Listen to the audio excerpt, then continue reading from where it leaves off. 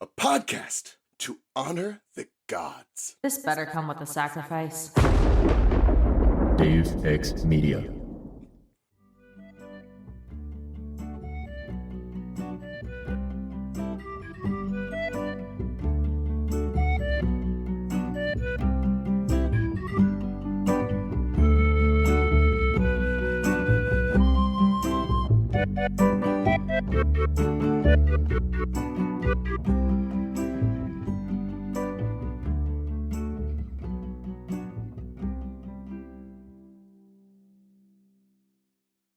Welcome to Of the Eldest Gods, where we discuss Rick Riordan's role as our godly parent.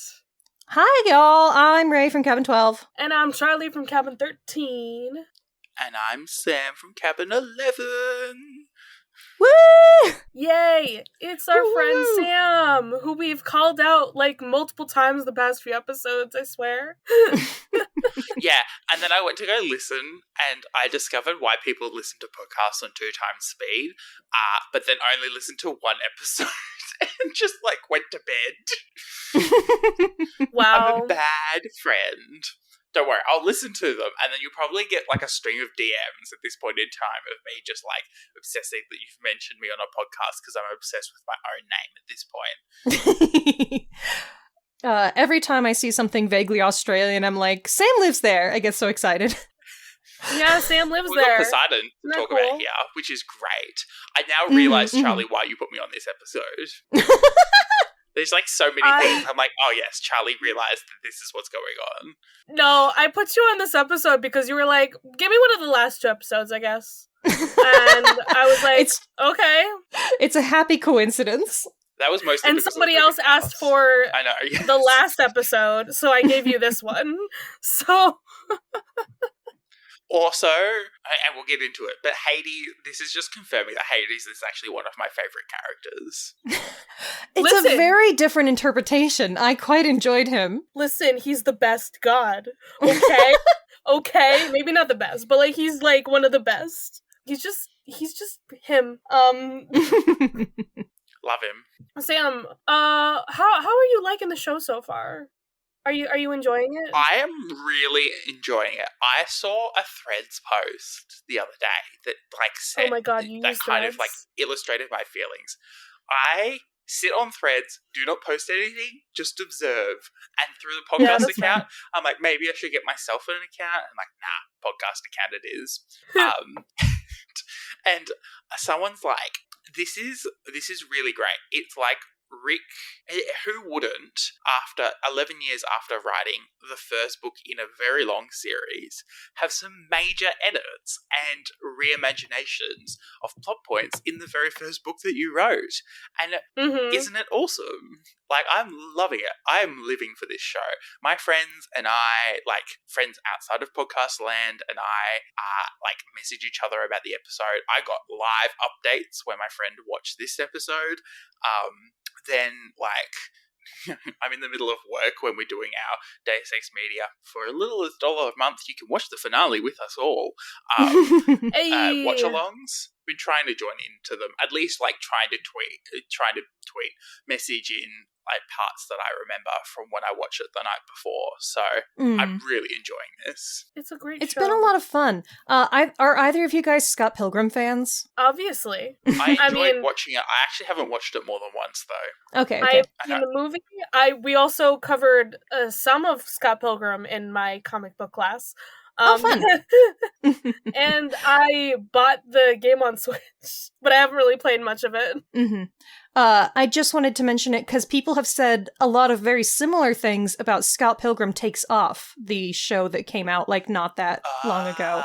Has it? I haven't been hearing a whole lot about it, but I do want to watch it. So you definitely should. It was very I've heard enjoyable. nothing but good things. It might be very unexpected if you go in expecting an adaptation of the comics that is not what you're going to get. But people say a very similar thing of this is an author getting a second chance to reimagine their own story and how cool that is. Honestly, I think that's should be the next wave of adaptations of things. Is what you do is you get the author involved and then they get to rework their own story a little bit, make it Make it Charlie. more interesting. Make it, different. Mhm. Yeah. It's already happening, Charlie. It's already happening. We've got Mean Girls. We've got, Percy Jackson and the Olympians. We've got Scott Pilgrim. It's already happening. This is the new era. I know, of but cinema. that's No only more 3 stupid remakes. things. I want more than just 3 things, okay? I want more. I reckon Give me more. Barbie, to an extent, is like a reimagining of the plot. Sorry. Barbie's on the mind. As it should be. Can you tell it's Oscar season and I'm upset? Like, there were so many people who missed out on nominations. Just in general. Like, I'm upset by Margot Robbie and Greta Gerwig, but there were so many more people that, like, missed out on nominations that also deserved them. I'm just glad that Nimona got nominated, okay? That's all I'm focusing on right now. We are in peak cinema, and the Academy is not, representing how peak our cinema is. God. Did Nimona come out last year? Of course it did. Just, wow. The year turnover is fucking up my sense of time. I need to rewatch 2023 Nimona. was the gayest year. It was. I mean, I think every year just gets gayer and gayer, and I cannot wait to see this year get gayer and gayer. Like, this is I live for this. Yes, this straight man lives for the gay. Well, I'm allowed to enjoy it. It's categorically better content. It's more enjoyable. Hell yeah! I find it more fun. I'm so glad we have Sam. Sam is a valid ally. Let's talk about Krusty's water palace. Waterbed. Bro, okay. I need to send both of you an image. Okay. Oh my god. I'm not prepared. I will say you're not this prepared. scene was a bit of a jump scare. I did not expect this scene to open the episode whatsoever. Like, this is... If we were thinking, like, if there was a plot line to cut, it would have been Krusty's that we would have cut. I know, I really thought they were going to cut Krusty. To see it. So I have sent no both one of expects you... Krusty. I have sent both of you an image. Oh my god. Ace Attorney character. I'm worried. I cannot believe this. Charlie, what have you done? Does it not look exactly like Krusty? What is this Ace Attorney's character name? That the people can also look him up? This is Winston Payne. Oh, yes. Okay. The Paynes. I kind of remember which version of him it is. This is like one of the specific looks. Literally, like, he's got the same hair and the same color suit. It's not quite as Krusty has more of like a... Would you say like a 70s vibe? Like he's got more like a... Which he's supposed to, because it's waterbeds, yeah. I think this might be from Apollo Justice. This is the Apollo Justice look of the character Winston Payne from the Ace Attorney series. Yeah, he has the energy.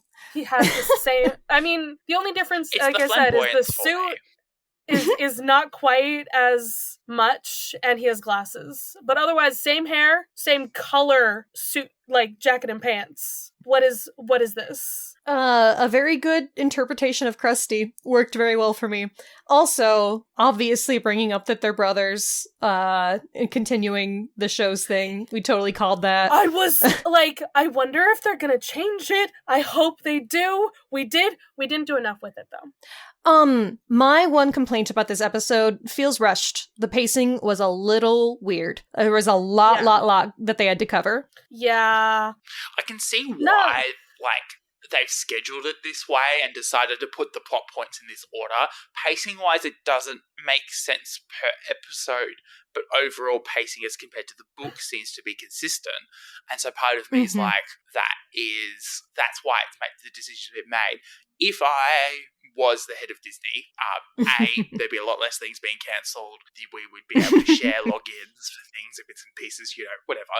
But also, in terms of the Percy Jackson series, I probably would have given it like a extra episode, or just to explore. It could have been 10 episodes instead of 8. I think 10 episodes would have been better for the pacing in the show, because I think it would have been harder to justify 10 episodes worth of content.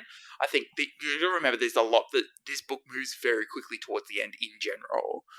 It does, but I'm just like, we got a whole episode for Medusa, a whole episode for Echidna, and then it kind of feels like we like rush a bit along after. Mm-hmm. Like even the last episode, I feel like some of it was a bit rushed. We could have spent maybe more time in the car. You're right, and what we needed was actually just longer episodes, because plot point wise, I actually do feel like, you know, the things that they picked to focus on for like bespoke storylines worked very well. But if they had a little bit more time and we could spend a little bit more time with the characters and just letting them like breathe and talk a little bit, I mean, that almost never hurts. But then I've also heard people saying that like it's good that the episodes are this length because there aren't any boring moments. Like it's very exciting, and yeah, I don't know, could go either way, but I do feel like this episode could use some more time. Yeah, I completely agree with you. I think that there is this hard fine line. There's a lot of dialogue already in all of these episodes. There's a lot of talking. It's almost like an Amy Sherman Palladino show where everyone's just talking at each other a mile a minute. However, we could have given them some more room to breathe. I think that they are purposely not doing a huge amount of world building because they want to allow some of that world building to happen later on in the series. That's why I found like the scenes that we have down in the underworld quite limiting. There's not a lot that we discover. There's not a lot that's really described or explored. And, you know, LA is perfect as well. Like, I think that there is a lot more of that we would get in later series. And I think Rick is opening himself up to the potential to kind of justify it to Disney, saying there's more world building we can do. We've like cut the budget down. We've tried to keep it, you know, on budget. You know, it's an expensive show to make in general. And then, but we can do more now that we've like established some of these places. We now know what they look like. We can explore other interesting details about these places in future series. It wasn't until you said that it occurred to me just how much time we spend in the book just like learning about the underworld and like how it functions and like all of the different sections of it, and like none of that is here because there is not time for it. We have something a little bit different with the roots thing, but we don't learn about Elysium or the Fields of Punishment or anything, you know? Yeah. All that like travel time that was in the book. Oh, and I was gonna say that I miss the waiting room scene. I'm so sad. Yeah, I do like that. I don't know. Yeah. I have thoughts. Do we like this, like, in media res start that we get here? I heard, like, someone else be like, what's going on with this? Like, did we find out this entrance to the underworld? I think it was Hermes' note that technically told us where the entrance was, but if it's kind of like a throwaway thing, like, you could possibly miss that line of dialogue. It's not focused on. I did. I just assumed, I don't know. I feel like it works just fine to be like off screen. They've got all this information and whatever. But it does feel so different because in the book, they are constantly going into situations blind, and that is almost never the situation in this version. And it has a very different feeling. And I accept it as an adaptational choice, but I don't know which I prefer. But if I had to pick, I think that I preferred the way that the book does things. Yeah. I think also the other thing to keep in mind, I think, in this set of books and obviously the adaptation to movies, and it's the same argument I've been making with a lot of my friends about the Mean Girls movie, is that cinema and text and theatre and music have different requirements based on the context in which we're communicating them, and very different requirements. Like we're talking night and day kind of requirements.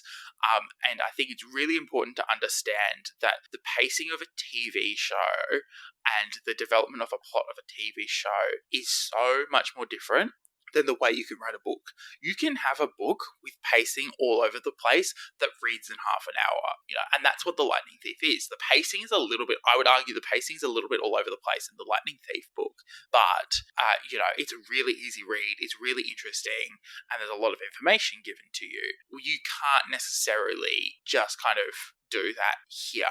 And I think that that's what a lot of the emotional and the weird plot points that we saw in the first few episodes kind of came to a head, obviously, with Sally's plotline, which we'll cry about in a minute. But yeah, I definitely think that that's an interesting part. Yeah. So, Krusty scene. They mentioned that they're brothers. If we had more time, I really wish we could have, like, talked about that more in the show. It feels like such a throwaway. Like, oh yeah, that is his brother. You have dad's eyes. Okay, I guess I'm not gonna kill you. Bye. Like, I don't know. There Lily's could be more eyes. done here. You have Lily Potter's eyes. Don't talk about that.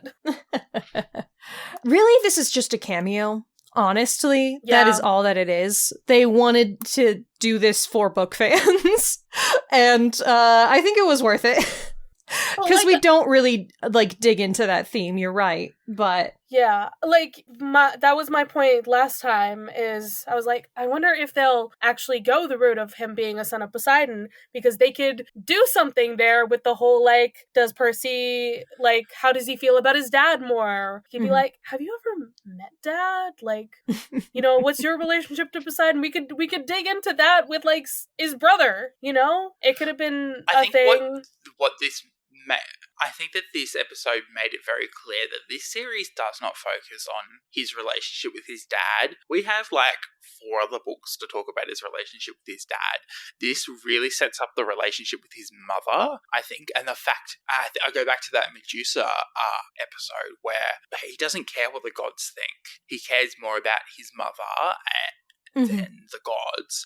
And I think that this is what this has established, is that, we may be siblings, gosh, that has to be weird, but also I don't care because I'm here to save my mother and that's it.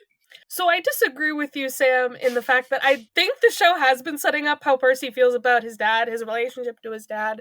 It's not super complex yet, but we did go from, like, man, I'm gonna, like, make him come down here and listen to me and focus on me, to, like, Dad believes in me? Well, like, you're both right, because we're working on establishing this relationship, even though Percy's literally never met the man before, you know? And so it's hard to, like, worry about, like, history with the man when there isn't any. Yeah, it's more of, like, a slow burn. Like, right. It's something that comes up every once in a while because he has very complicated feelings about it. But, there's not much that we can do with it yet, I guess. You know, it's like all of Steven Universe, Steven and his mom, because they never actually interact on screen together. Oh boy. Because she's dead. Fun times. So Krusty exists. I love this Krusty man. We do not cut his head off, which is interesting. As you've said before, he's not a monster. That's a demigod. And if he cuts his head off, then that's just a murder, even if he's immortal, so... Yeah. I mean, I've had other people be like, why aren't we cutting off Krusty's head when we cut off Medusa's head? Like, if anyone's deserving of it, it's Krusty more than Medusa. True. The problem is that is just a man. Well, the actual problem is that once they get Krusty in the waterbed, he's in a trap. And there's a difference between cutting off the head of a woman who is actively attacking you and cutting off the head of a guy who is literally helpless. Yeah, it's true. Yeah. Not that he doesn't deserve it, but... Yeah. I guess it doesn't make our heroes look as good. Yeah, I think Rick was just a little bit more brutal in the first few books and realised that, it's not kind of the way that Percy's set up to be for the rest of the series. Let's just, baby. It's Annabeth's sarcastic comments back to him while he's back-chatting them about to go down into the underworld that I was like, okay, this is where Annabeth feels a little bit more strongly about cutting off the head than Percy does. Yeah, the fact that we do get, like, the reference, like... like, shut up or I'll cut off your head. Like, be glad that we're not going to do that. We're going to leave you alive. All right, we are spending way too long on Krusty. This scene is so short and there's so much more episode. It's important. Okay, but they go down to the underworld, all 3 of them. Percy splits up the pearls, which honestly makes sense. This boy could lose shit very easily. This is Percy we're talking about. Mm-hmm. And yet. But as soon as he did that, I was like, okay, so Percy's gonna lose one of the pearls, obviously. And then that didn't happen. I think this sets up Grover's character interestingly. I'm not sure how to feel about it. We haven't got a huge amount of characterization of Grover, like, directly, like we have with Annabeth and Percy between each other. And I think that's a really fascinating... Like, Grover's a really fun character. I really enjoy him as a character. The squeezing of the ball, obviously, hilarious. But losing the pearl, I think, was also just quite... him just being a generally anxious person, I think was... You can't blame him for that, though. A dog did almost eat him. Oh, no. I think it's also Percy, like, this is going back to his fatal flaw a little bit of, like, you know, he's so willing to protect his friends that he kind of, like, fucks up in the process. Because I swear that child has magic pockets. Look how big his jacket pockets are, and his pen's not falling out of his pocket all the time. Yeah, I do love that. I lose keys out of my pockets all the time, and I've got man pockets. But Sam, you think that Grover hasn't been, like, characterized enough, sir?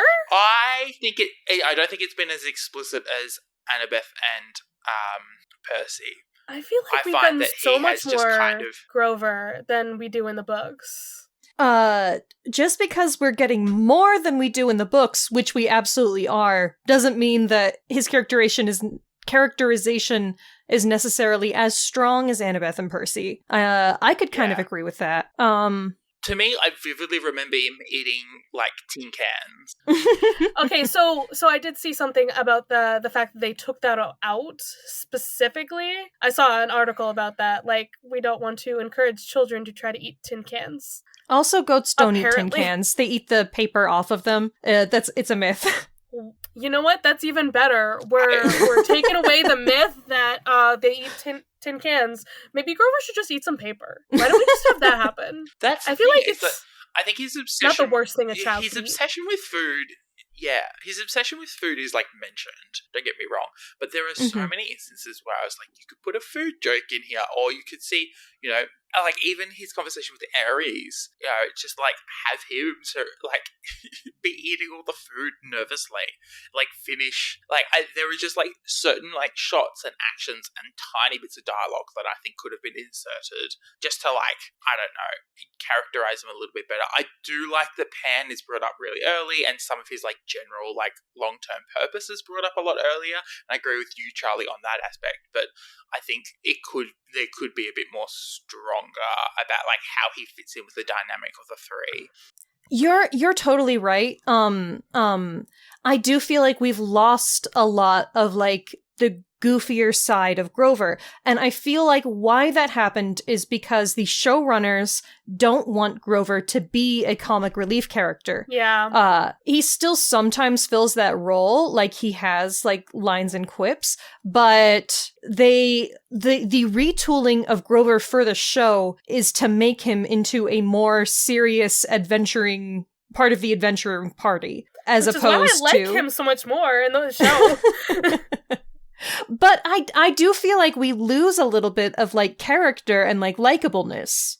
I feel like the thing is, like, for what his character is, what his role is in the trio, he's the mediator, and that's why he doesn't have as much of, like, a strong personality, per se. Like, he's stuck in the middle between Percy and Annabeth, who have very strong personalities, so he has to be the, like, consensus!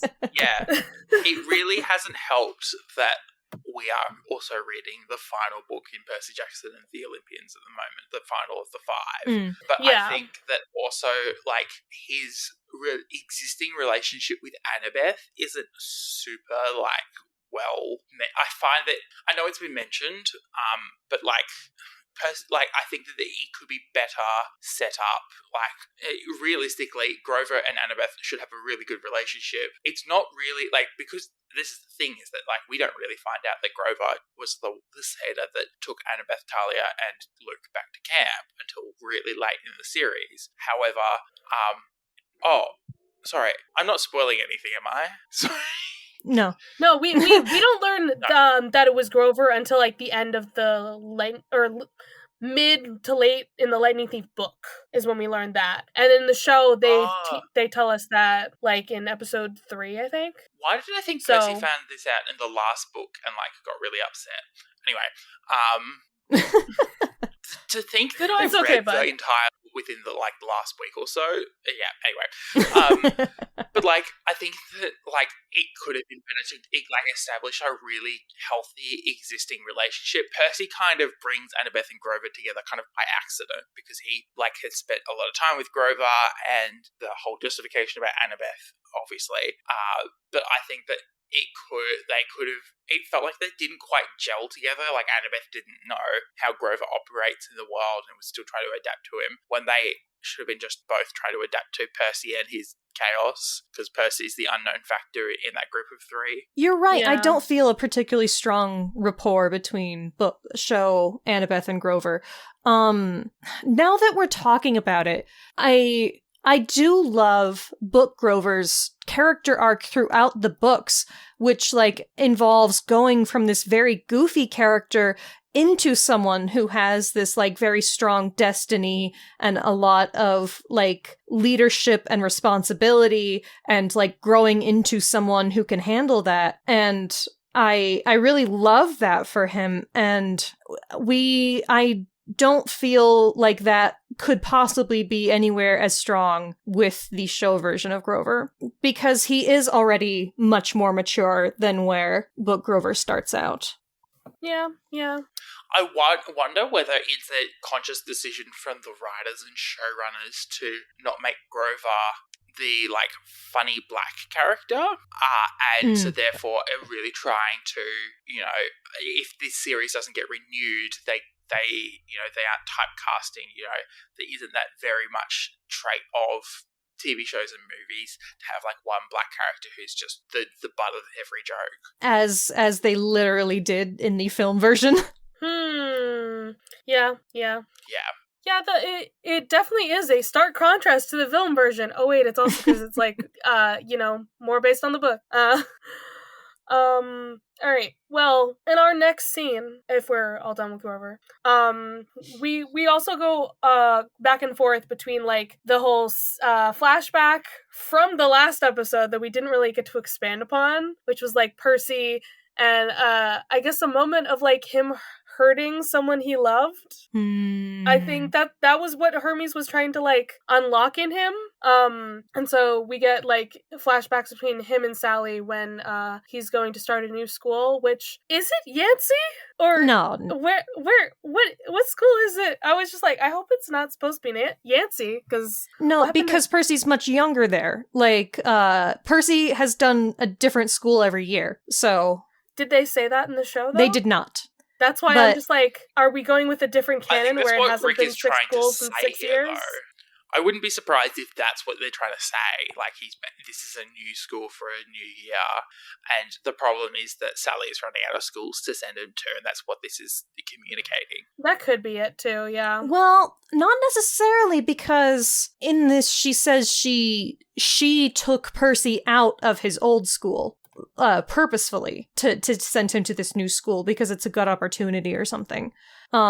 She wants to take him out of the center of the city so that he'll attract less attention. So which makes sense. Maybe you're right. I don't know. I always assumed that Yancey was, like, in the city. Did Percy ever say that he got expelled from 6 schools? It could have just been he's been through 6 schools in 6 years, and then it's just like at one point Sally in the book the he has been kicked out of every school he's ever gone to. Yeah. That is explicitly stated. But the show canon apparently is different, so I guess it could be Yancey. That just feels so weird to me. That's why I'm like, I want to know. This could have been part of the recharacterization. Like, Rick's gone, he doesn't need to be kicked out of this school because it actually characterizes Sally a little bit better. Yeah. I mean, I do like the whole, like, it's supposed to be a really good school for kids who have, like, difficulty learning, you know? So which literally fuck them. They're like, if your kid has schizophrenia, then we don't want him because we can't take care of him. If you are supposed to be good with learning differences, like, come the fuck on. You don't have a fucking program? Anyways, I'm so mad. I mean, she was trying, but, like, the fact that the school is just like, that's not quite what we deal with here. is fucking rude. Yeah, no. Literally like, fuck them. Bro, it was one time? He saw a Pegasus. It was one incident that they are focusing on. It's not like it's been several times. Apparently the issue is him getting on the roof, which I understand as, like, an actual safety issue, but, like, ugh. Anyways. Yeah. Literally just treat people with neurodivergencies normal. Yeah, seriously. Also, the amount of kids who ended up on roofs of buildings at my primary school, like, it was just totally normal for kids to climb shit. There was one kid in particular, roofs? I won't say his name. Yeah, I think he did. The story goes he ended up on the roof of the shed at the back of our prep classrooms. But kids were climbing shit left, right, and center. There's one kid who ended up like 5 meters up in the air on the side of this big like undercover basketball court area. Like, kids climb shit. I don't understand where these teachers are like getting butthurt about it. I don't know. So this scene is like kind of sad, but it'll get sad later. Right now he's just like trying to lock Sally out of the car while he's having an argument because small child wanted to have a tantrum, but like that is a very precocious child move. And like I wonder if there's like discourse about Sally being a bad parent because she is like visibly frustrated with him in several occasions during this show. And like I don't think that, but I do wonder if people come away with that take. But I sympathize with her so strongly. She's so clearly trying her very best. Yeah. I love Sally. I love her. We are told through so much of this series that Percy and Sally have like this perfect relationship and they love each other and they trust each other to the nth degree. And I'm really glad we're getting shown that it wasn't always the case and they've gone through a lot to get to where they are in a relationship where they both inherently trust each other. Yeah. So I like the reframing of the flashbacks here because it's very different. Because all of the previous flashbacks have been from Percy's perspective and they are revealed to be like a dream or whatever at the end. This one is from Sally's perspective, which you don't really realize at first until you get to like the last couple. Where you're like, oh, this is not in Percy's brain. This is all coming from Sally. I mean, I feel like it could have started in Percy's perspective and then it moves to Sally. But I don't know. That was just how I read it. Okay. My understanding, having seen all of them, was that it was all Sally's perspective rather than his. But I mean, that doesn't really matter like as much as it would in like a book or whatever where a character's perspective is something that's very it's more up to interpretation in visual medium. I think it's also just like Percy, like it's Percy's memories laced with Sally's memories. It's you know how Percy often as the narrator references things like this. I do think it is that, but from Sally's perspective. And I think that it's really interesting that often a lot of those asides and those comments that Percy makes in his interior monologues are now being really well explored as almost flashbacks, which I really enjoy. It's good shit. And then we're in the underworld, and there is a long fucking line of people. We kind of skip the whole like crossing of the Styx. No Styx in this, yeah. I think we're technically on the other side of it. Yeah, no, yeah. The river is down there. We don't learn anything about it. Maybe this secret entrance to the underworld is specifically on the other side of the Styx too. Because Karen does literally say you didn't pay to cross. True, so, and they had to get over there somehow, so I guess that's the only thing that makes sense. Yeah, and they're just like, can you help us get to it's giving gates to Mordor. You know? Yeah. Like very strong gates to Mordor. Speak, friend, and enter. So I love Percy here. Just like try to give Charon all of the money. Just all of it. Trying to bribe the man. That would have worked on fucking the other version of Charon.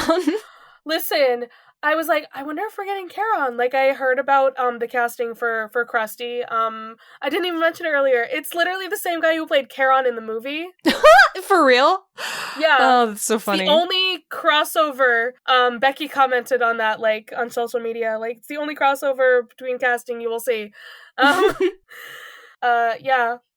But I was like, oh, I wonder how they're going to do Charon. Are we going to see Charon? Like, what's going on? We never got a casting for him, so it's probably going to be really small. But I miss my, like,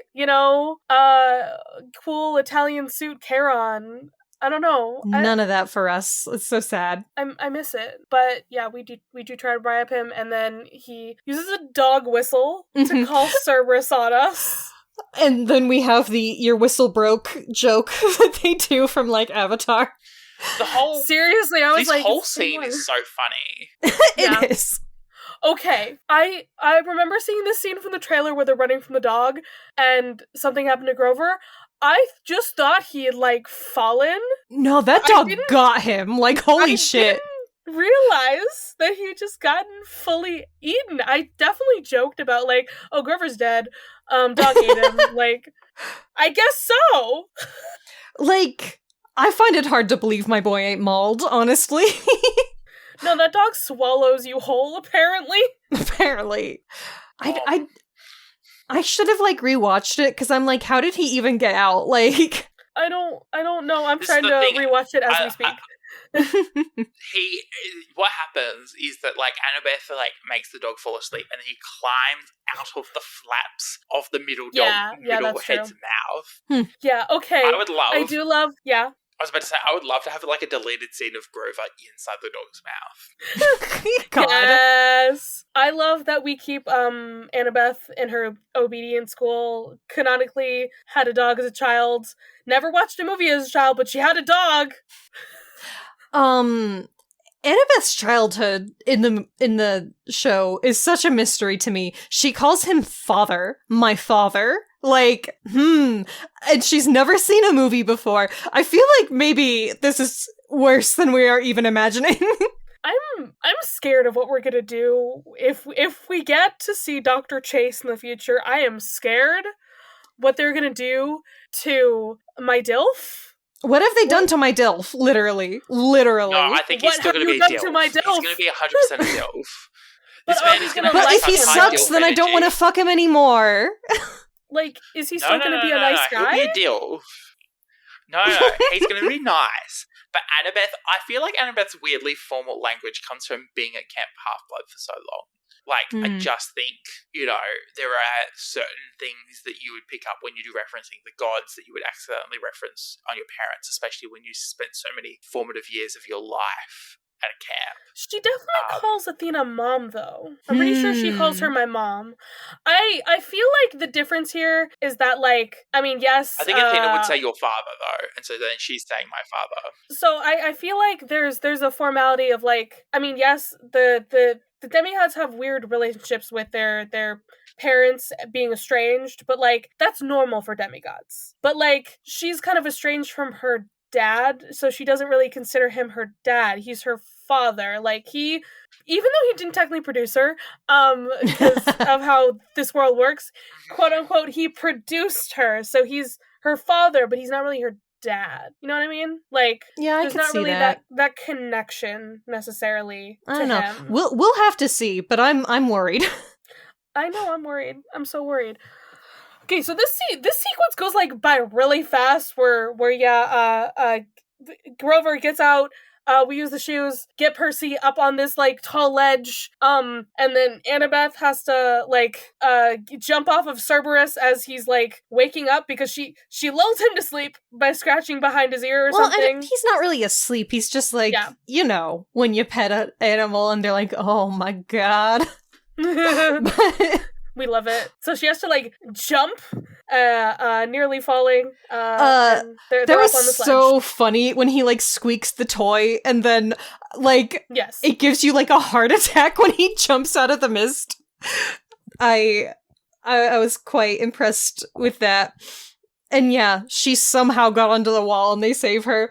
My god, that whole scene, very intense, very quick. Very cool.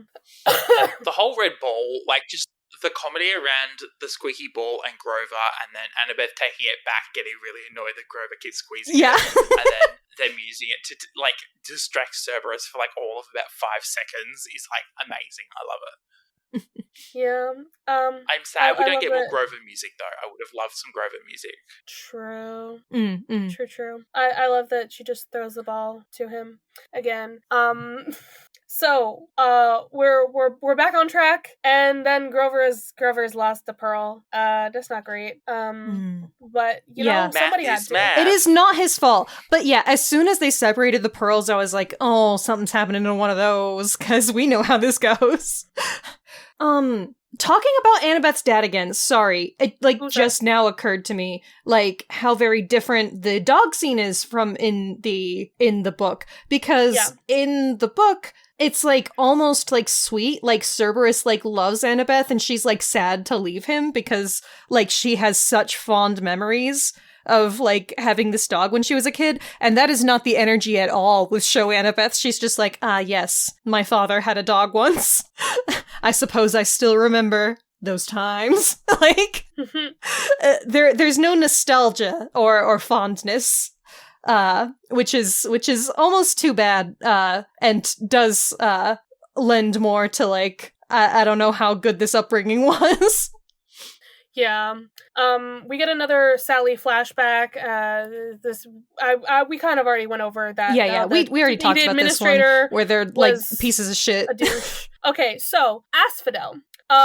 Yes, quite we new. want to talk about this and how different this is. So we were right. Our theory was right that like the weird people are somehow like the dead in the underworlds.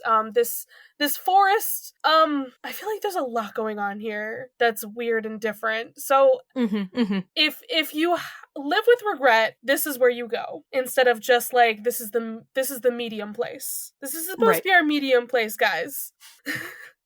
It's not great. You just turned into a tree. It's not great. It doesn't seem very fun at all. Do you want to turn into a tree? I just be all right. Grover's connection to nature, like obviously like these aren't like nature trees, they're dead trees. But like Grover not like going, ooh, it feels yucky, everything's dead, but like there's trees here. I just had a thought. So I was talking with other people about this episode, and somebody was like, why wouldn't Grover have been like snatched by like regret or something because of like he failed to save Thalia or whatever? And now I'm just realizing it's because he doesn't have a mortal soul. Remember? Of how, like, the life cycle of a satyr works, he is not affected by the underworld and those things, because he wouldn't be going down here anyway. Yeah, that makes sense now, just thinking about that. Because you would think that it would be him, but instead it's Annabeth. Yeah. I also love how we are setting up that Annabeth blames herself for a lot of the issues between herself, Luke, Thalia, and Grover. I mean, we don't know what her regret is. She was the youngest do in the we? group. Yeah. We don't know what the regret is. We've established that she has a lot of issues with her dad, but we did establish that she has a lot of feelings about Thalia also when she was like saying bye to the tree before they left. It could be either. It still could be either. I feel like we do need to like dig into Annabeth more. Revealed. Yeah. There could be some information that is revealed at next episode that kind of gives us a better idea of what she regrets. It could be something that I'm just wondering if we'll have time. I assume, okay, maybe this is just me. I feel like, because we've already seen the images that Percy is going to get the necklace, just like he does. I feel like it is going to be about her dad, and she's going to be giving Percy her necklace like she does in the book to give him strength, and he's going to notice the college ring. And we're going to have like a little thing about like, yeah, it's my dad's. Again. Is that part of her character design? I haven't like looked and noticed. Okay. Even in the show, she's got like all of the beads on there, and the college ring is still on there. Okay, and that's cool. why when everyone saw Walker wearing the necklace in a promo image, they went nuts. They were like, oh, "He's wearing the necklace! Oh my god, it's even like fully like her necklace. Like you can tell." Yeah. So Annabeth gets pulled in here. How do we feel about Annabeth kind of getting like literally sidelined? Like my girl exit the episode. I had a theory on what was going to happen here as soon as she got sidelined. I was like, oh, we're gonna be singling out Percy. Like, Grover is gonna Yeah, end up, I thought we were gonna drop Grover. Yeah, like, Annabeth's gonna have to use the pearl here to get out of this situation. Then Grover's gonna have to use the pearl so that he doesn't get sucked into Tartarus. And then Percy is gonna have to be like, it's either me or Mom. Like... You know, like my animes. Like, that's how I would have done it personally. Yeah, that is so fucking anime, isn't it? I have a feeling that this is a Grover-Percy bonding moment that, like, going back to my characterization of Grover, I think this is, like, the moment where they, like, Grover and Percy do something together because, like, Annabeth and Percy have done a few things together now.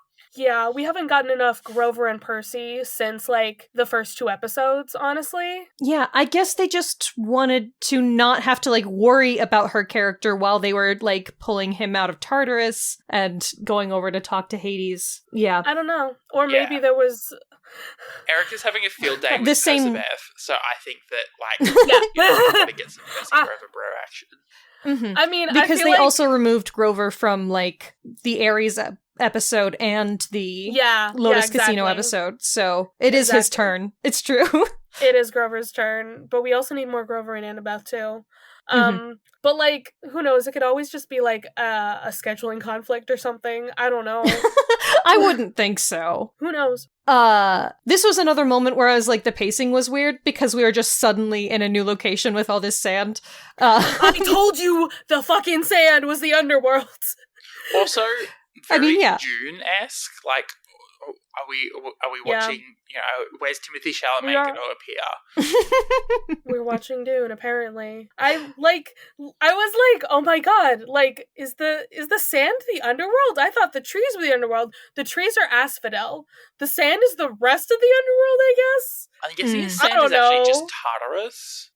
Well, I mean, the sand leads to a pit where Tartarus is. Yeah. To me, it's like Tartarus is sucking so much in that, like, it's grinding up rocks into sand around it.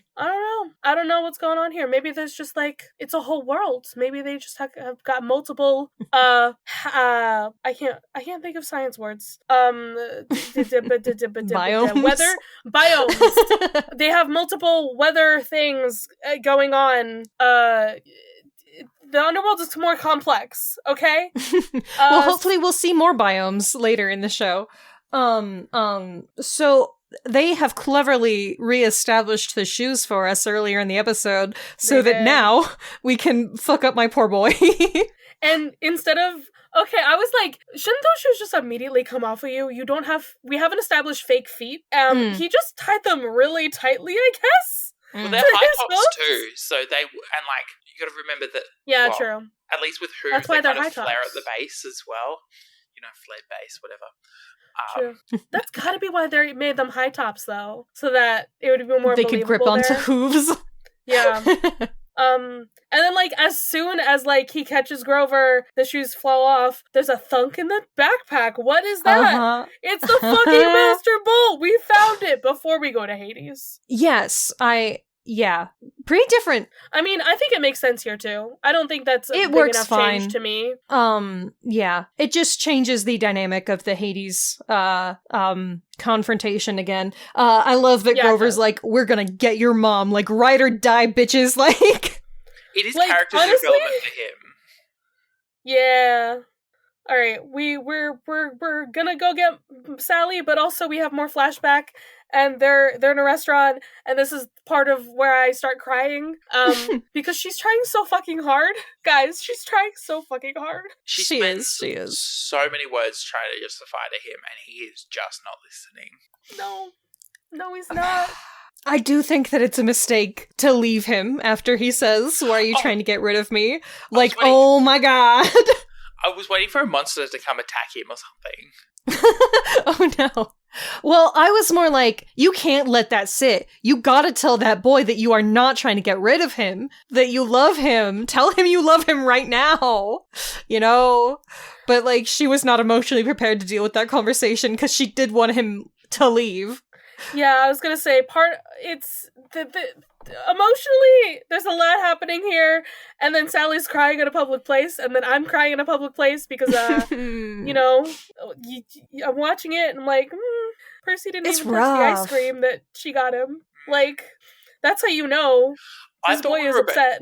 I thought we were about to see the, like, origin of blue food. Like, this is where she discovers blue food, and, like, that. I thought that that's what we were about to see. But no. It's way more interesting, way more I'm gonna cry all night. I feel like blue food is gonna be more of a, like, just, like, the cameo that we've seen so far, where it's like, yeah. I got you this, and it's what you like. Like, it's one of those things that's for the fans. Because they've changed Sally's characterization. In the books, blue food is the symbol of Sally's, like... rebellion against Gabe. Yes. It's the one thing that shows that she hasn't given up, you know? Yeah. As opposed to this version where she is much more... I can't think of the word that I'm trying to get, but she stands up for herself in the show, whereas in the book, she doesn't have that luxury, or she doesn't feel like she does. Yeah. Yeah. So we walk in. This is a big fucking thing. Do we not love this upside down castle? Are we not in love with it? I'm in love with it. Didn't even notice. Is it upside down? That's hilarious. It is an upside down, like, castle. It's coming from the ceiling. When I was watching it with my friend Blake, who's been on the pod, they were like, "Oh my god, it's just like Utna," and I'm like, "Oh my god, shut the fuck up, shut the fuck up." But this place is gigantic, and I'm like, they made this poor man who's playing Hades, like, running across this room to come talk to these children, with his click and then go run right back. He's just had his tap class. Come on. My father has entered the room. He is iconic. He's so funny. This made me like his character so much, but I think that the way Rick wrote him in the books made him feel a little bit cruel and a little bit like just doesn't care, whereas the way that he's characterized here is so much more interesting, I find. I love it. Hades in the book stands apart from the rest of the gods because he acts like a god. Unlike the rest of them, who are very casual almost, they are wearing modern clothing. They're, you know... Yeah. Where they've adapted. Whereas Hades, the robe made of, like, human souls. Where do we get the joke about Hades' underwear? Like, who has to be stitched into that? Like, we will not. We will never see it in the show. Which always seemed like a weird difference from for me. I kind of enjoy, like, seeing him not being so traditional. I like seeing him more modern and quippy. Oh my god, his lines were the fucking best. I like the cut of your jib. Little nautical reference for you. I was so fucking funny. Holy shit. I didn't even have any expectations for Hades going in, because I was like, I don't know this actor. This is like, I don't know what's going on with, like, the vibe necessarily. Like, yeah, he's in a black turtleneck. Okay, sure. But, like, I love him. Also, I love him. Also, just to make everyone upset, that is not a dressing robe. That is just a long jacket. Like, and I loved it. I knew it was a long jacket. So many people I saw online were like, he's in a dressing robe. How iconic. And I'm like, no. That is just a longer jacket built for cold He's wearing a suit. Okay? He's just wearing a suit. And I kind of like how it's like a shimmery green suit, actually. I'm kind of into it now. Yeah, but he's just like, hey, can I get you anything? Some pomegranate juice? Like,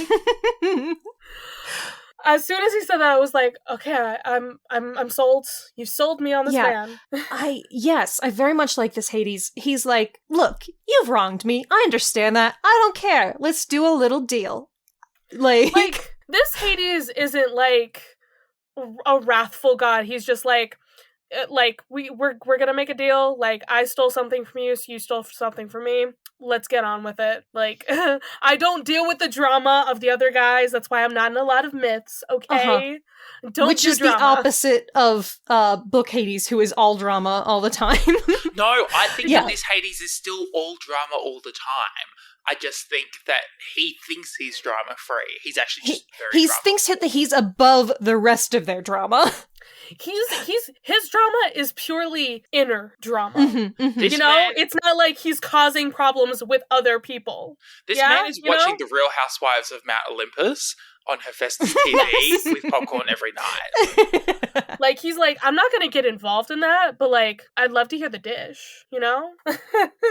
So, okay, if we don't see like some kind of like meme or like something online about this, I haven't seen anything yet. But we have Sally in gold here, and then we had Percy in gold a few episodes ago. Mm-hmm. I'm sorry, I need to see like a mother and son thing. Like, God. like mother, like son. I'm just saying. I do love how the common theme through this part of this episode is long monologues broken up by some of the wackiest dialogue ever.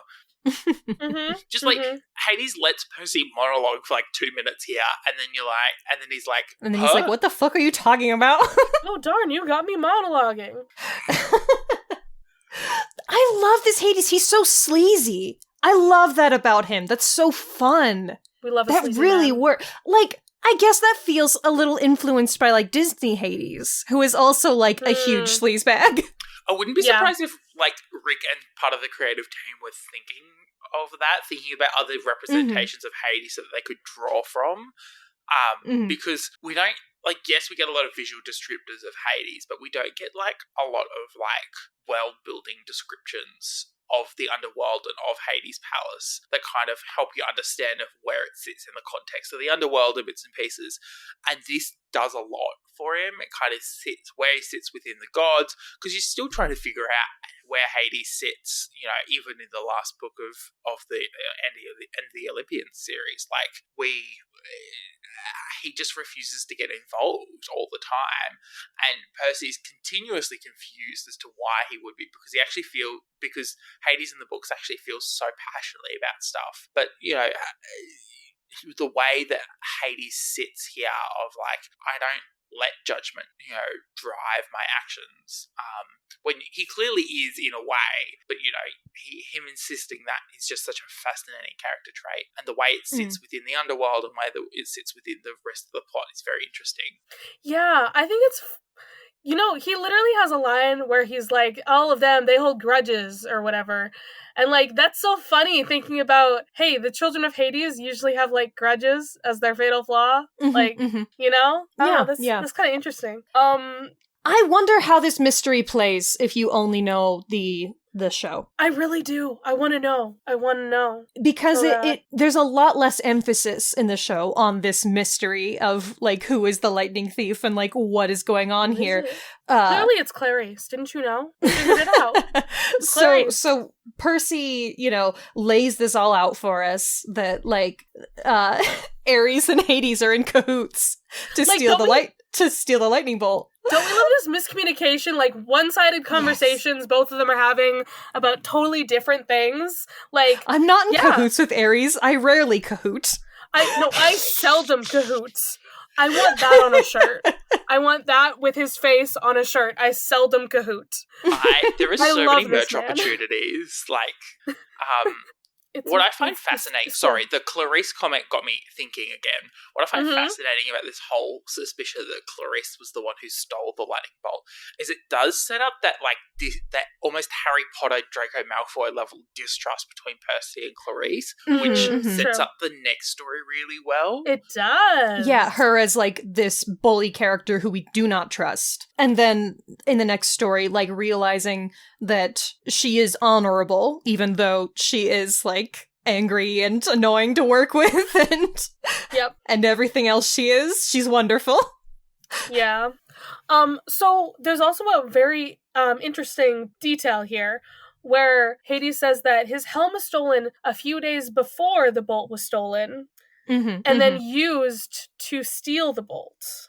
Which is still valid, it's interesting. Someone brought up to me in the Percy Jackson podcaster Discord that maybe the misdirect going on here with like with Annabeth possibly actually being the betrayer. What if they're trying to be like, maybe her hat is actually the Helm of Darkness? So many people who haven't read the books will think that that's the case. I think I would love that. That would never have occurred to me. Yeah, I want to know who's that does fooled. Make a lot of sense. Like if you don't really have the context, we have very strongly established that it's a gift from her mom. But yeah, she's had it for a long time.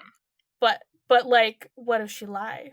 Right. What if she's lying? When I rewatched this, it made me realize that there was something cut in like the second episode that I completely forgot about, and that's where they're doing capture the flag and the monster appears, and like Percy, like it like basically addresses Percy straight up to like come and like.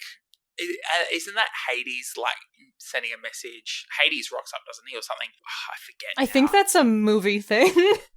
Wait, what do you mean? Wait, sorry. They're playing capture the flag, or they're out in the bush, and then all of a sudden a monster or something monstrous, maybe a vision of Hades appears. Yeah, no, like, that is a movie. Okay. It's where you see basically Satan appearing in the middle of camp. Yeah, in the bonfire. Yeah. I think you're getting the movie mixed up, my dude. I'm sorry, bro. Cannot believe, as someone who's only ever watched the movie twice in however many years it's existed, to get a movie memory. It really does infect your brain. It does, doesn't it? I do, like, sometimes still think that Grover's the one who stays behind in the underworld, even though that's not book canon. That's the only thing that I confuse from the film, though. I mean, like, Grover would, is the thing. Right, Grover would. Yeah. But they wouldn't leave him behind, you know? Yeah, no one would leave Grover behind, is the thing. Because they're also all children. Anyways. We wouldn't do that. Yeah, so Hades doesn't fucking want the bolt, because he doesn't care about the drama. But then he does, which I think is very telling about who he is as a person. Yeah. He's like, I protect mine. Do we like that Percy kind of comes up with the whole Kronos thing? I don't know. Because it feels almost anticlimactic. Like, Kronos has been established, like, once. And Percy just figures it out. And I really, really wonder how this mystery plays if you only know the show. As someone who always watches recaps, yeah. I feel like if you're watching the recap, that's going through your brain. You're just like, ooh, Kronos. I wonder when he's going to get mentioned in this episode. I wonder why. So it's fresh in your brain because they bring that the story up when the Ares was I don't know about. how much I like it. They do make Percy, I don't know. It's such a different characterization that I can't say that I feel like he seems too competent about, like, Greek mythology, because that is this character's characterization in this show version. But it's not my sweet book boy, and anything that's different bothers me sometimes. Percy does come to this conclusion in the book, too. He's given more information because he doesn't know about the myths and everything. So, I don't know. It works for me and it doesn't work at the same time. Like, it feels like in the episode itself, we have a pre-established Kronos, necessarily. Yeah. Otherwise, only in the recap is Kronos mentioned before this. It just feels like such a leap, but it is a logical leap. Like, it makes sense that would be who was behind it. I don't know. The thing is that, like, Ares brings it up. So at this point in time, logically, and this is the other thing that I do really love about this series, is that there are some things that happen in this series that does not happen on screen. A lot of, the whole how do they get to Krusty's place, bits and pieces. There are a few things that happen off screen that I really enjoy that we're letting happen off screen. And part of me thinks that when Grover, like, fully recounts exactly his conversation with Ares, Annabeth has to, like, explain the myth of Kronos to Percy. And so then it's still fresh in Percy's mind as they rock up to Las Vegas. And then obviously they get down, they go to Tartarus. Percy's then reminded again of Kronos because he's at Tartarus. I would have loved to see a reference to Kronos in that particular scene. And then it's still coming back up in his mind. So it is, and then when they hear grudges, when he hears, Hermes talking about grudges, he makes that connection yet again about, oh gosh, it is Kronos. You're absolutely right. Like, there is technically enough to connect it, especially doing the Pit of Tartarus before we get to Hades and have this realization. I do wish that they had maybe mentioned Kronos at Tartarus when they were there. But that makes a lot of sense when you say that, like, Ares is the one who mentioned Kronos, and if somebody's in cahoots with Ares and it's not Hades, then who is it? then like that makes a lot of sense as a connection. You're totally right. Yeah, you're right there. I also think that Percy and like book Percy they're smart. They would get this. Mm-hmm. I think it makes sense to me that Percy be smart. As much as we love our little himbo, he's not that dumb. Also, we've got to remember how much is explained through interior monologue in the books that they try and communicate explicitly through the TV show. That was always my worry about this series, is that there's a lot of interior monologuing, there's a lot of stuff that is not explicitly said, and when you have a TV series, how are you going to do that? And they've done a really good job. I really thought we were going to get, like, some, like, voiceover kind of stuff like we had in, like, the first episode, you know? You would have thought that would be maybe the vibe, but... I don't know. That's always kind of cheesy. I'm kind of glad that they didn't go that direction. I think Rick would be absolutely roasted if he did that. Like he hasn't been before. Rick has always been roasted forever. But I do like this change in Hades where he's like, yeah, no, I'll give you sanctuary, just give me the bolt. Like, I want to be prepared. You know why? Because he's fucking terrified of his father. Mm-hmm. I don't think this scene is vilifying him in saying, I want the bolt. No, it's like, I am afraid of this man who fucking ate me as a baby. I am afraid.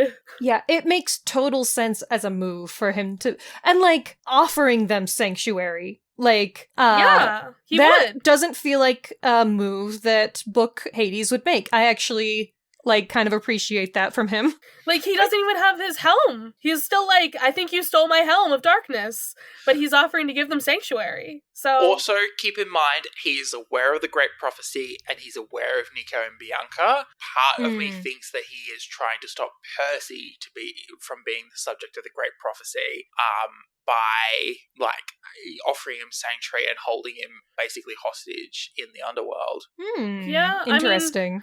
As one of the more recent episodes we read, or books, chapters we fucking read, that literally happened. But then Percy's like, okay, you know what? No, I'm not gonna give you the bolt. I literally said that when I first walked into this room. Not gonna give you the bolt. I'm gonna accept your first offer, and I'll go find your helm, and you'll give me my mom back. Bye! And then he's such a good boy. My Perseus Jackson. I love him. And then we are crying again because it's Sally. And you know what fucking happens in this scene that I was not expecting? I forgot. I had heard earlier that we were going to get a Sally Poseidon flashback. And I forgot about it when I watched the episode. And I was like, I was not expecting this to be how we got it.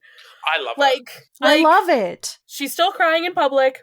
She takes some ice cream and then she lights it on fire.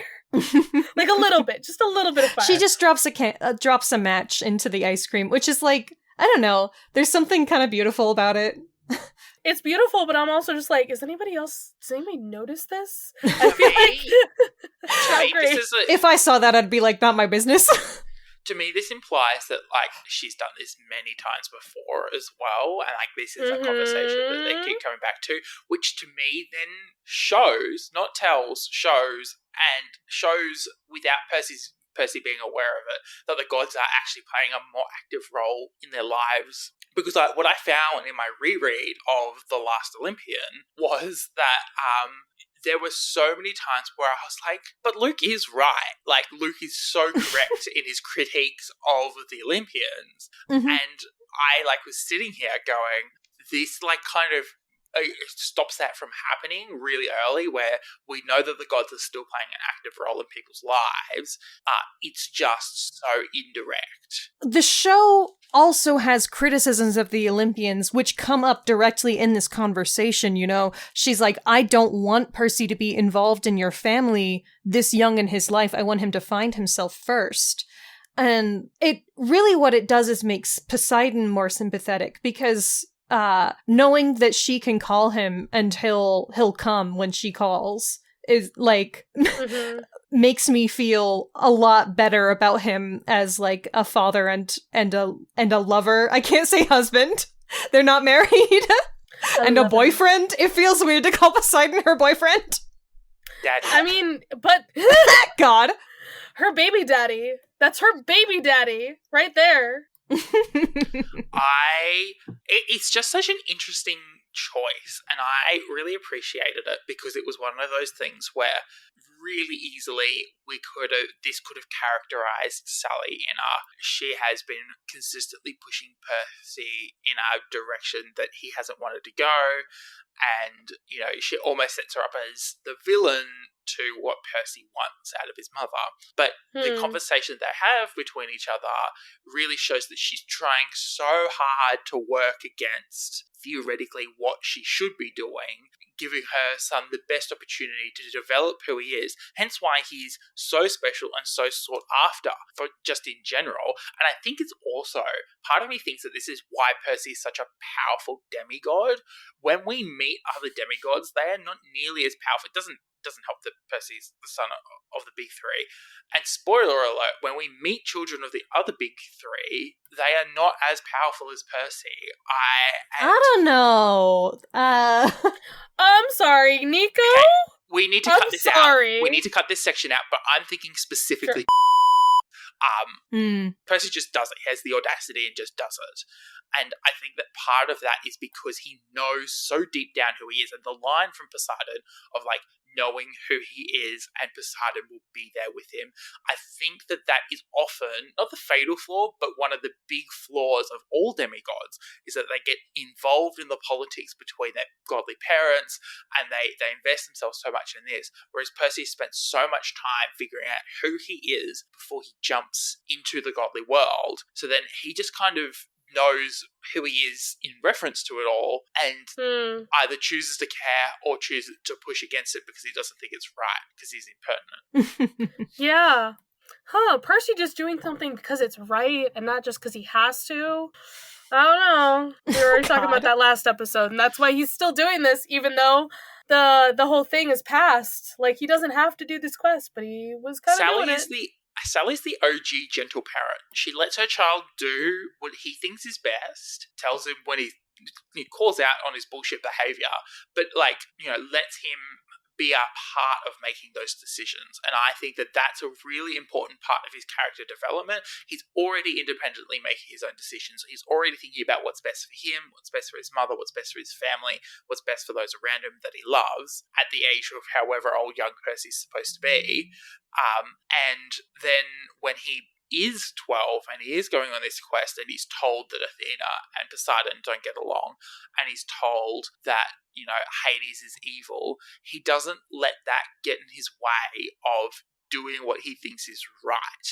And I look at the actions of Clarice, I look at the actions of Luke, I look at those actions, all of the actions we've seen in the whole series of other demigods, other powerful, other really interesting, well-developed character demigods, so often their actions are determined by what they feel is that they have to do. And Percy doesn't feel the need to, and I think that that's where his power then is not reliant on his godly parent. His power is reliant on his own self-identity. Sorry, we love that. Rant. We love that. My TED talk. I love Perseus Jackson. I love Percy, but I would also just like to say, because we saw Poseidon finally, I'm still anti-Poseidon. Come on now. Leave the man alone. He's doing his best. I will be anti-Poseidon because everything he did to Medusa, okay? Okay, I will still be anti-Poseidon. We don't know if we have fully erased his crimes with this children's show or not. Bro, there is no way that they're saying there was a rape in this children's show. I can't. I won't accept it. I'm sorry. Rape is rape. She said she was a survivor. Anyway, we keep having this argument. We can't get into this again. There is no... Oh, okay.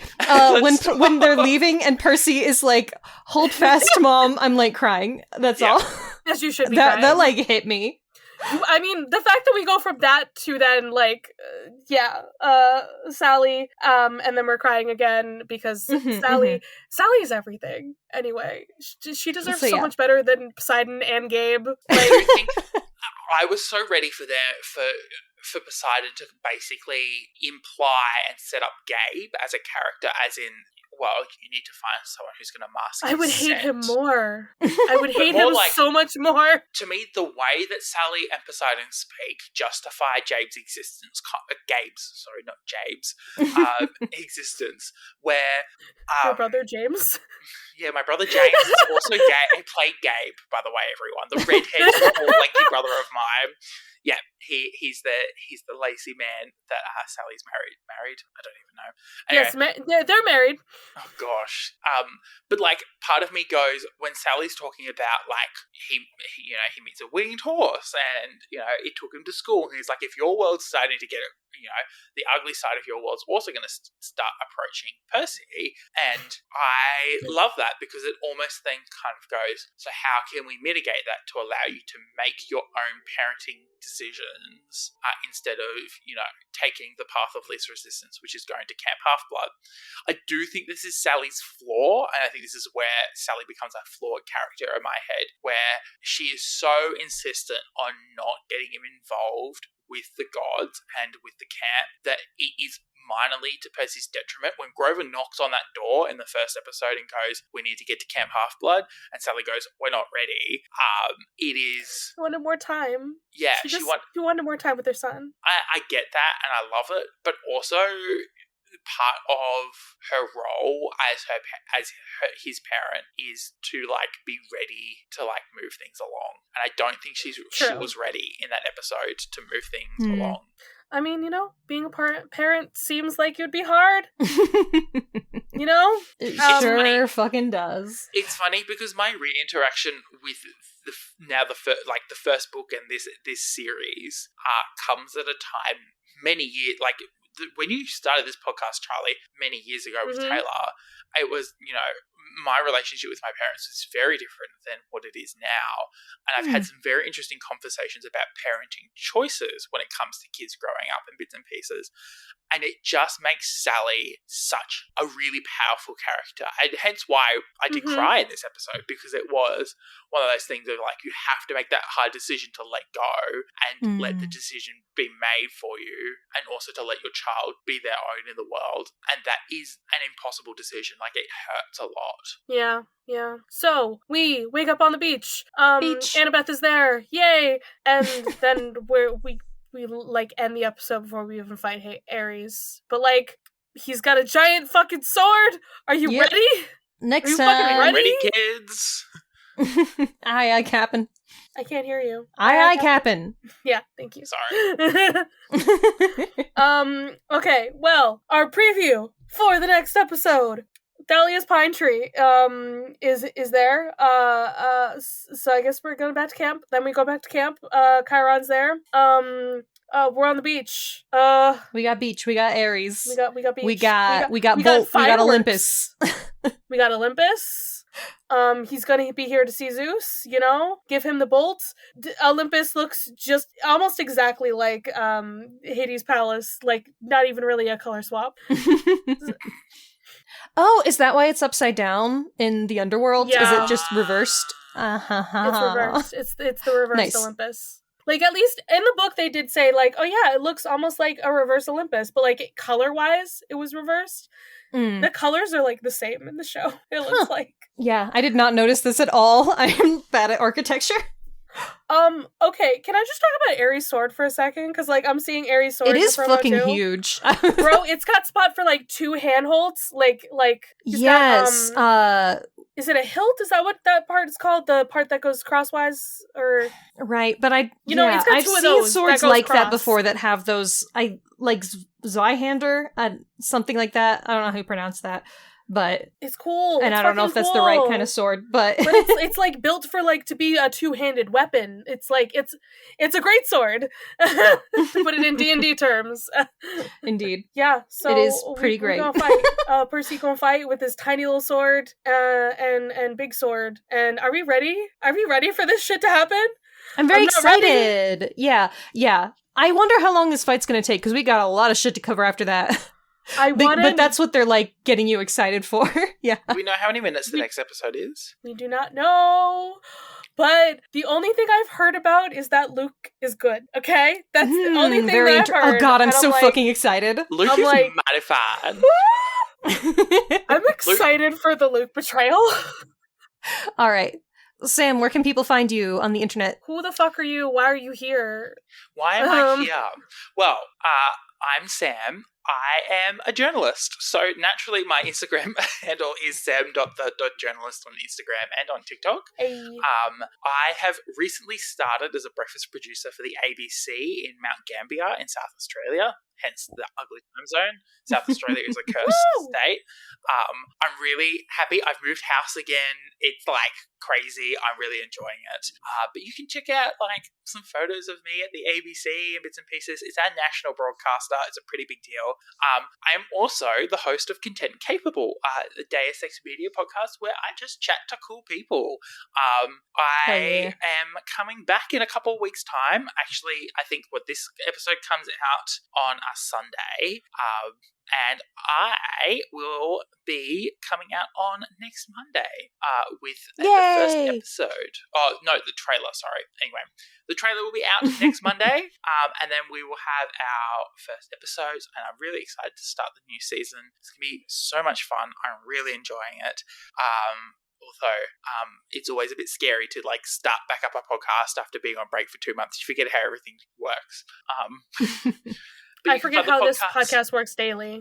Yeah. You can find the podcast at Content, the letter N, Capable on Instagram. I'm on Threads and on Facebook as well there. Just explore. There's a link tree somewhere. And yeah, thanks for having me on the podcast, Charlie and Raye. Hell do you have a media plug for us? I've mentioned it like 7 times already, so I will plug the Mean Girls movie.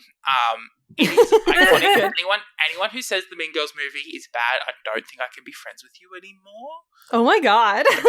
That is an absolute exaggeration. I'm friends with everyone. I do not like cutting out people for their taste in media, but I think that the Mean Girls movie is an excellent adaptation to the point where I need to probably sit it down and talk about it for 90 minutes again. So, we might get there.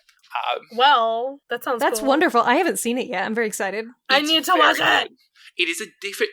You've got to remember that it's an adaptation. It's different. That's all I will say. I was gonna say it's technically an adaptation of the musical, not even just like the original movie. It's not just a remake of the movie. It's an adaptation. It's a musical, so it is has those elements from the musical. I would argue that it brings in things from the movie as well. It takes both of those adaptations into consideration. And I think it's a very interesting exploration of different characters and what their motivations are that aren't explicitly explored in the movie. So cool. I think that it's a really great... Yeah, I loved it. I think as someone who sometimes just like doesn't notice the small details in some movies, especially movies from the early 2000s, it was a lot of fun. I was loudly giggling in the cinema for like the whole time. Wonderful.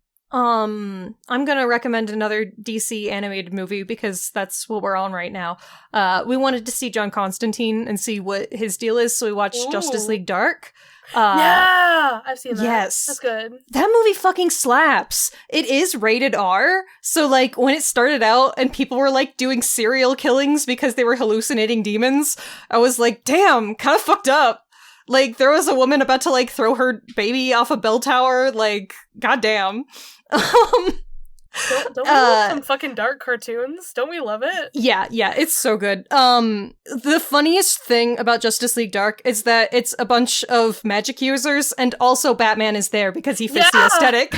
And so, like, when there's, like, ghosts around and shit, everybody's like, wow, that stuff's happening, and Batman's like, I cannot see that. It was like my favorite part of that. It was like so long ago that I watched it, and I was like, oh my god, Batman, why the fuck are you here?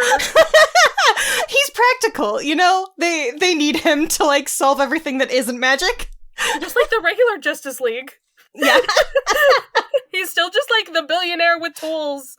Like, that's what he is. Batman. All of the DC animated movies, I love that Batman. He's so funny to me. I don't know. I've discovered that I really love Batman. I thought I didn't, but I do. Anyways, you know Charlie. If we're talking about, like, rich people that, like, we kind of like, Batman, you know, one of the only kind of rich people that I like. I'm like Christopher Nolan. Better than Tony Stark.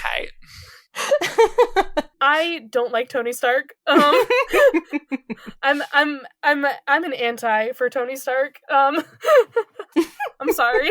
I'm sorry you're learning this about me. I like him fine, but Batman. But Batman, okay, Batman. I'm just gonna replug Nimona because we got that nomination. I'm like excited about it and I need to rewatch it. That's what I should make my girlfriend rewatch this weekend. Rewatch for me. I don't think she's seen it. So I'm gonna see if I can make her watch it. That's I make her so watch exciting. a lot of things. Yeah. Yeah, if you haven't seen Nimona, watch it. It's fucking stylish as hell. It's gay. What more could you want? What more? I have so many feelings about Nimona. What more do you need in a media besides gay and cartoon? All right, Charlie, release us from this mortal coil. Sure, I will. Let us out. Let us out, please. Get the fuck out of my cabin. I'm literally releasing you from this mortal coil because you're gonna die. You're gonna we're going to the underworld. I have so many regrets. I'm gonna get so trapped. I was gonna say, maybe you'll turn into a tree if you regret stuff. I don't know. Yeah, that's where they're gonna put my ass.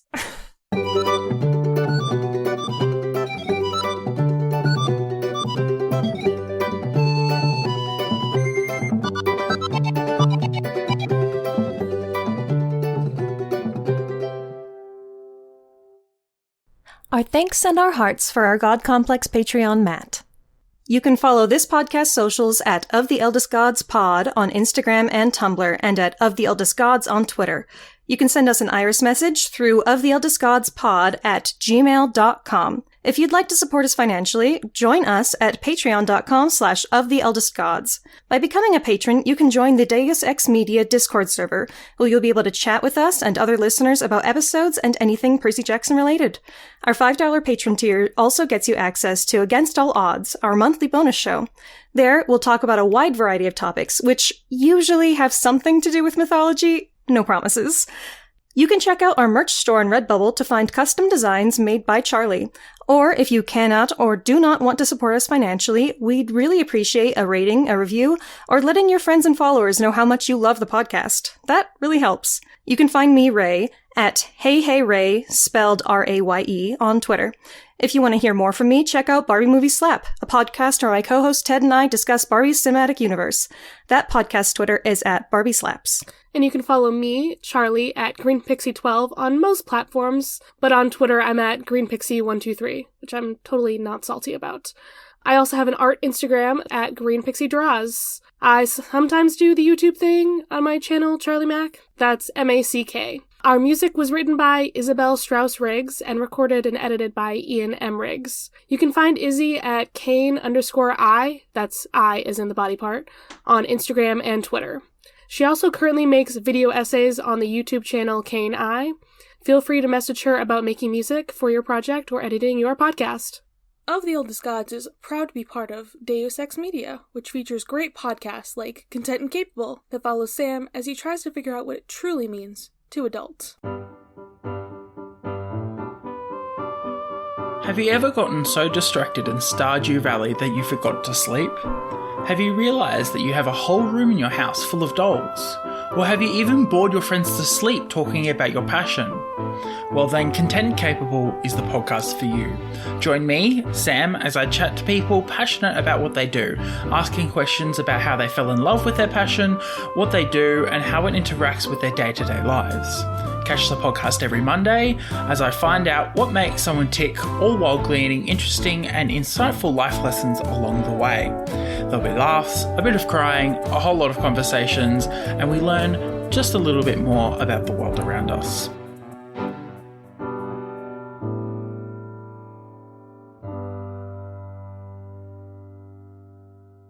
Of the Eldest Gods is based on the series by Rick Riordan. Right now, we are discussing Percy Jackson and the Olympians. Remember to follow us on your favorite podcatcher and meet us back here every Thursday.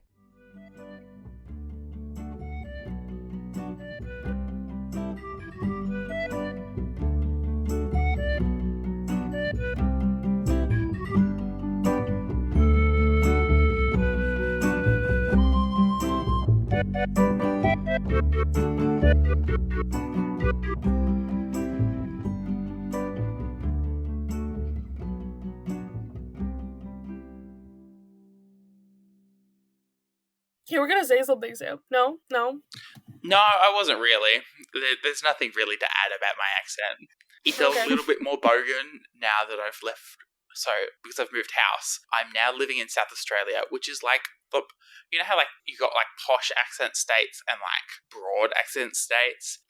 I'm now living in a posh accent state, which means that instead of saying Grant, I have to say Grant.